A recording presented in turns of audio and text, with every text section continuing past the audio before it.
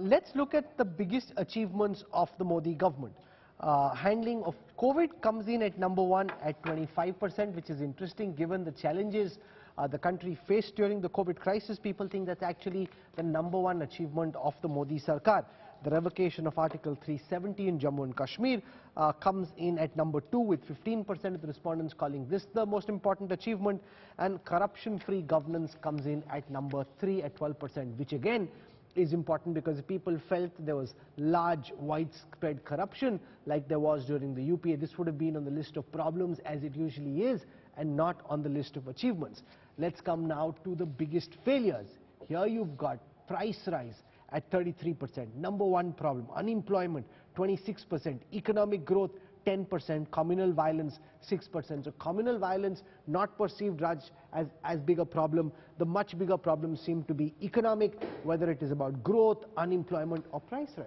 Yeah, I think this is what I was referring to earlier. What Manisha Priyam said, Mr. Modi is a phenomenon that he's holding at a time when you have all these major crises, whether the economy is down, where you have prices rising, you have unemployment, you have the Ukraine war, you have a global recession coming, and COVID pandemic still raging, and yet this, the BJP and Mr. Modi are heading for a majority in the 9th year. So that's the phenomenon. The paradox is, how does he do it? And here when you look at, and I think the answers come through this, there are 3 or 4 fundamentals, electoral fundamentals I call them. One is prices, the second is jobs, the third is, if you look at it, national security, okay, in this thing, and the fourth is corruption, not in terms of importance. In 2 of these factors, jobs as well as inflation, Mr. Modi and BJP are not doing well. So what is propelling him this popularity? One is corruption, which you mentioned.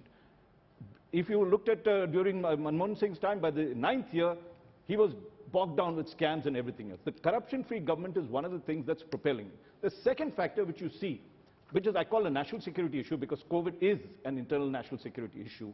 And there, Mr. Modi has reversed the entire thing. If you saw 2 years back or in the midst of a second wave, his ratings were phenomenally down in handling of COVID.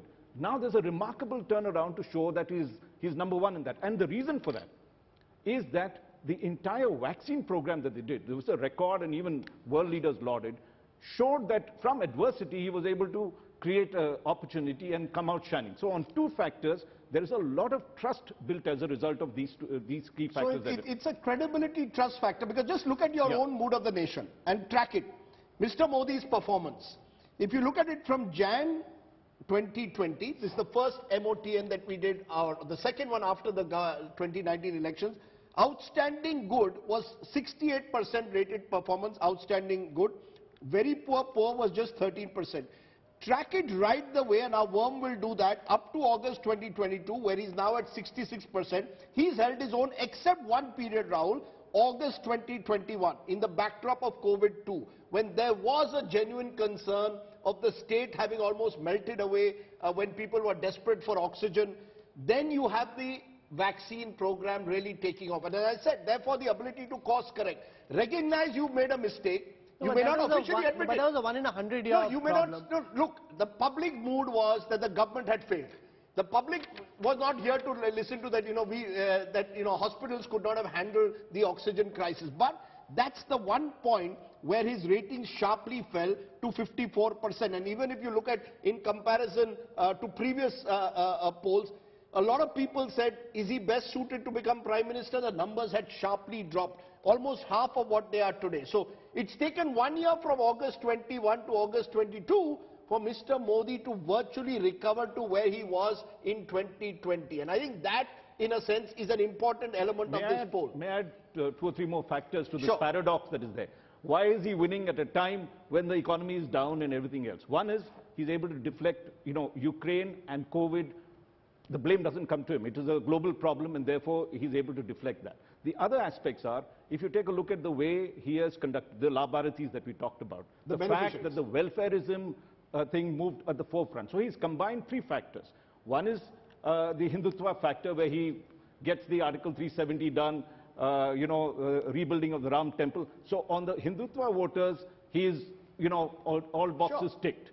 Then when it comes to poor, he's appropriated the plank of the left and the socialists and delivered welfarism like you've not seen. And very, very smartly has combined it with hyper-nationalism.